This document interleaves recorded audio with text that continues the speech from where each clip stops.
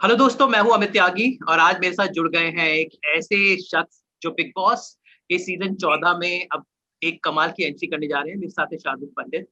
तो Shardul, big boss सबके सामने आ चुका है, लोग बहुत पसंद कर रहे हैं और अब आपकी एक खास एंट्री हो रही है जिसे वाइल्ड कार्ड एंट्री कहा जाता है। तो कैसा लग रहा है आपको ये नया सीजन, क्योंकि ऑलरेडी 14 दिन हो गए हैं, 14 एपिसोड्स आ गए हैं। सो how do you see the big boss and being a part of the show? Well first of all इस बार फॉर्मेट थोड़ा अलग है, तो वाइल्ड कार्ड एंट्री नहीं है. There are some contestants who are entering later. There are some contestants who have entered earlier. Obviously there's a lot of excitement, there's a lot of nervousness, um, there's a lot of feelings right now. बहुत कुछ चल रहा है दिमाग में.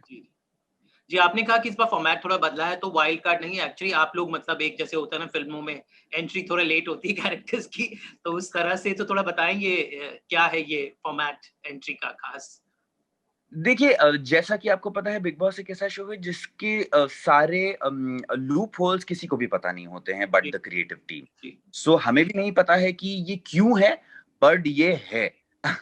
इतना हमें पता है. एंड या इट्स लाइक कि कई बार मूवी में एंट्री लेटर होती है, बट वो कहते हैं ना कि देर से ही हो पर सही हो, क्योंकि भगवान के घर शमशेर है, अंधेर नहीं है. जी, जी। आपने अपना करियर आपने वीडियो जॉकी शुरू किया। आप आपका खासकर लैंग्वेज पर आपका एक खास कमांड है। तो आप अपनी इन स्किल्स को, and I have heard lot of things about you, I know you since time you were doing Bandini, you were doing a show on as a VJ. I hope to all good things. Yes, yes, yes. तो एक होता है, लोग होते हैं, game plans होते हैं लोगों के, कोई अपने माइंड गेम से खेलता है लाइक समबडी लाइक विकास गुप्ता, और कोई होता है अपने येड़ा बन के पेड़ा खाता है लाइक शिल्पा शिंदे। कुछ होता है बिल्कुल स्ट्रेटेजिक चलता है हिना खान की तरह। तो मैं प्रीवियस कंटेस्टेंट के रेफरेंस के लिए नाम ले रहा हूँ। So how do you see you will play your game? जैसा कि आपने कहा कि ये सारी चीजें देखी गई हैं ऑलरेडी. लोग स्ट्रैटेजीज बनाते हैं, वो आप देख चुके हैं. लोग एड़ा बन के पेड़ा खाते हैं, वो आप देख चुके हैं. मैंने ये डिसाइड किया है कि मैं कोई स्ट्रैटेजी नहीं बनाऊंगा. I'll give you the reason also for it. तो ऐसा है अमित कि मेरी जिंदगी में सब कुछ खत्म हो चुका था बिग बॉस के पहले. मैंने खुद अपने सोशल मीडिया पे लिखा था कि मैं मुंबई छोड़ रहा हूँ, और मैंने छोड़ दिया था. 3 महीने से मैं अपने घर इंदौर एमपी में था with my family. I have very openly admitted that I went through financial crisis, mental depression, and all health related issues जो पिछले साल हुए. जो भी हमारी कंट्री में पिछले कुछ महीनों में हुआ है, बहुत जरूरी है that somebody shows people that hope is there.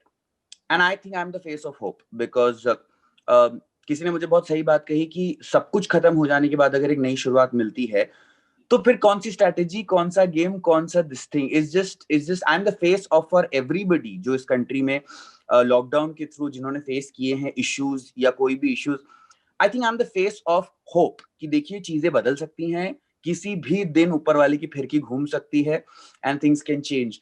So I think I am not going to have any strategy. I am going to be the real self. कई बार क्या होता है, एज एक्टर्स आप अपनी एक इमेज लेके चलते हैं कि मैं ये हूं, मैं वो हूं, मैं ये हूं.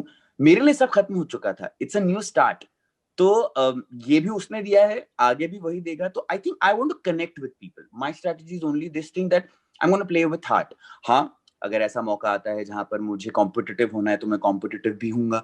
हाँ, अगर ऐसा मौका आता है कि कोई मुझसे झगड़ा करता है तो जैसे जिंदगी में हम लोगों ने जवाब देते हैं वो भी दूंगा.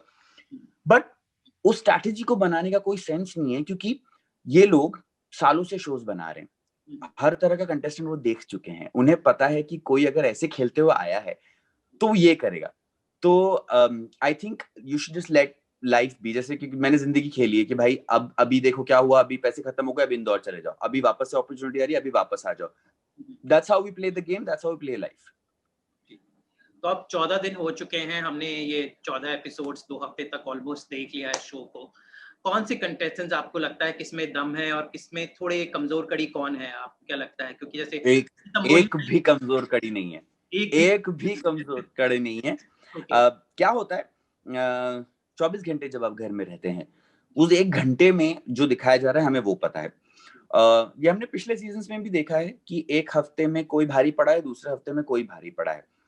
फर्स्ट एपिसोड में ही हम ये समझ गए थे कि इनमें से कोई भी हल्का पतला नहीं है, कोई भी ऐसा नहीं है जिसको आप, एंड आई थिंक वो कहते हैं ना कि अगर आपने अपने अपोनेंट को कमजोर समझ लिया तो वहीं हार गए।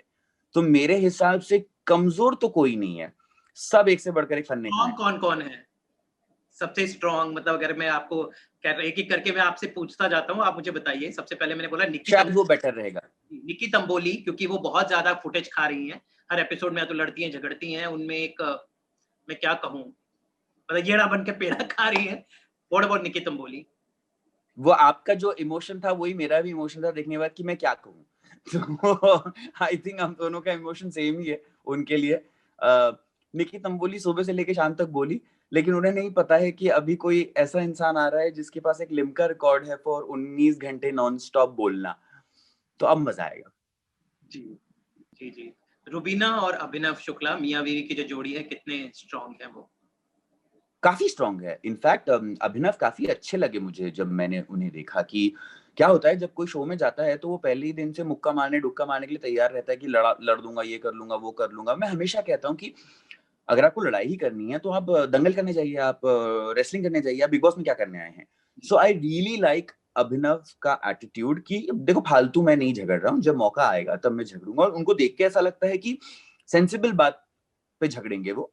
और ऐसे लोगों से झगड़ा करना मुश्किल होता है क्योंकि जो लोग दिन में 4 बार फटते हैं ना, उनसे कोई डरता नहीं है। रुबीना? रुबीना को मैं बिल्कुल भी नहीं जानता हूँ, मैंने कभी भी उनको बाहर से देखा नहीं है। जो मैं अंदर देख रहा हूँ वो बहुत स्ट्रॉन्ग कंटेस्टेंट है, बिकॉज उनका अपना एक दिमाग है और उनकी अपनी रिक्वायरमेंट्स हैं। आई थिंक मुझसे ज्यादा बाकी लड़कियों को उनसे बच के रहना चाहिए, जितना मैंने देखा है। जैस्मिन भसीन? बड़ी क्यूट है यार, बहुत ही क्यूट है। मतलब जब मैं उनको देख भी रहा था और वो छोटी सी बात पे रो दी, तो ऐसा होता है ना कि एक फीलिंग आती जैसे कि आपकी कोई छोटी बहन हो, आपके घर में कोई छोटी सी लड़की हो प्यारी सी जो लड़ दी, लेकिन कमजोर लड़की नहीं है वो, झगड़ती वो भी बहुत सही है, पर मुझे बहुत क्यूट लगती है जैस्मिन। इजाज खान, उनके साथ तो आपने आई थिंक बालाजी के फेवरेट, आपने बहुत सारे शोज किए होंगे। इजाज खान को क्या नहीं, इनफैक्ट इजाज के साथ मैंने कभी काम नहीं किया, लेकिन इजाज की एक मैसेज आया था मेरे पास जब मेरा आर्टिकल आया था। तब करण वी ग्रोवर ने मुझे कॉल करके मैसेज करके कहा कि इजाज ने आपके लिए मैसेज भेजा है कि शार्दुल बहुत ही ब्रेव हैं, आपने जो इस तरह का इंटरव्यू दिया, and that was very sweet of him. मेरा एक ही इंटरेक्शन उनसे ये रहा है क्योंकि जब वो काव्यांजलि वगैरह करते, काव्यांजलि राइट, जब वो करते थे तब मैं स्कूल में था, तो मैंने उनको हमेशा ऑन टीवी देखा है। I have never worked with him, I have never met him. तो मैं उनको बिल्कुल भी नहीं जानता पर्सनली। जान कुमार सानू, क्योंकि कंपैरेटिवली दोनों नए लड़के हैं, उन दोनों का परफॉर्मेंस आपको कैसा लग रहा है? अभी तक तो अच्छा है क्योंकि अभी तक दोनों ने ऐसा कुछ गलत या ऐसा कुछ बहुत सही भी नहीं किया है जिसके बेसिस पे मैं उन्हें जजमेंट बना लूं। जान अभी तक मुझे काफी सेंसिबल लग रहे हैं, बट काफी छोटे हैं, 23 साल के हैं शायद वो, लेकिन कॉन्फिडेंस बहुत है उनमें। जो भी ये कहते हैं कि जान कुछ कर नहीं पाएंगे, ऐसा मुझे नहीं लगता, क्योंकि जान में बहुत कॉन्फिडेंस है। आप खुद देखिए कि जो इंसान सिद्धार्थ शुक्ला, सलमान खान के सामने बड़ा कॉन्फिडेंटली खड़ा होता है, उसमें कुछ तो होगा।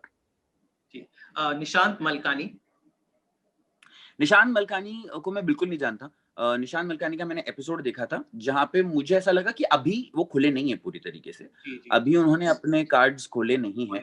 तो निशांत मलकानी कैसे हैं, क्या करेंगे, अभी अभी तक समझ नहीं आया मुझे। ये देखना पड़ेगा। और अब आखिर में बचती हैं पवित्रा पुनिया, जो खुद भी रियलिटी शोज की क्वीन रह चुकी हैं। तो what do you think? I think she is one bomb waiting to be explode. Pavitra Punia को देख के मुझे बुखार आ जाता है, मतलब आई थिंक किसी को भी आ जाएगा। पवित्रा पुनिया को मैं बीसीएल में मिला था और ज्यादा हमारी बातचीत हुई नहीं क्योंकि बीसीएल में 200 एक्टर्स आते हैं, तो सबसे आपका थोड़ा बहुत इंटरेक्शन होता है। और उसके पहले मैं इंस्टाग्राम पे पवित्रा पुनिया की फोटोज देखा करता था जिसमें वो साड़ी में कमाल लगती थी। तो जैसे ही वो टिप टिप बरसा पानी करते हुए आई हैं, मुझे 104 बुखार आ गया था। मतलब आपने बिल्कुल सही कहा, वो बॉम्ब हैं तो हैं। और अब आखिर में बच जाते हैं आखिरी प्रतियोगी जो है Rahul Vaidya. Do you think he is playing it smart? I think so, because Rahul ने अभी बहुत कम साइड्स अपने दिखाए हैं। राहुल के मन में क्या चल रहा है, राहुल क्या करने वाले हैं, ये किसी को पता नहीं है अभी तक। तो आई थिंक सो, क्योंकि दोनों तरफ हो सकता है, या तो वो कुछ ना करें या वो बहुत कुछ कर जाए। आई थिंक इस बार खासियत यही है कि ज्यादातर कंटेस्टेंट्स अपने कार्ड्स नहीं खोल रहे हैं, जी, और ये भी इंटरेस्टिंग चीज है।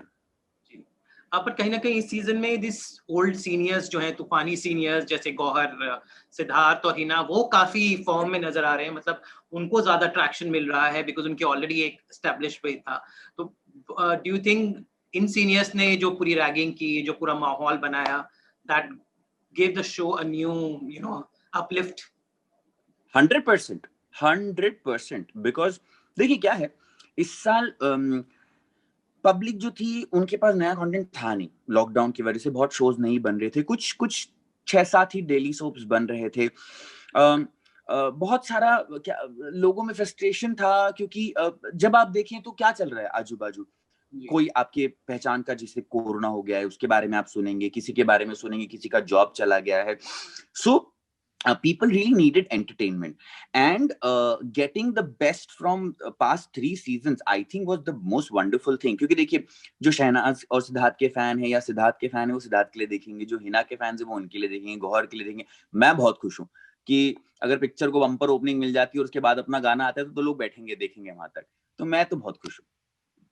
तो चलिए शार्दुल, उम्मीद करते हैं कि इतने सारा आपका विश्लेषण प्रॉपर है, आई एम श्योर आप कुछ नया ट्विस्ट लेकर आएंगे। आपके साथ जो 3 और लोग आ रहे हैं, तो आप चारों मिलकर एक पलटेंगे बिग बॉस का ये गेम। तो ऑल द बेस्ट। उम्मीद करते हैं कि थैंक यू। आप जीत कर आए। आपकी ट्रॉफी के बाद मैं आपका इंटरव्यू करूं और आपसे और अपडेट लूं। फिलहाल आपको एंट्री के लिए अभी से बधाइयां। उम्मीद है you rock. And I would like your support too, thank you so much। Thank you so much Shardul.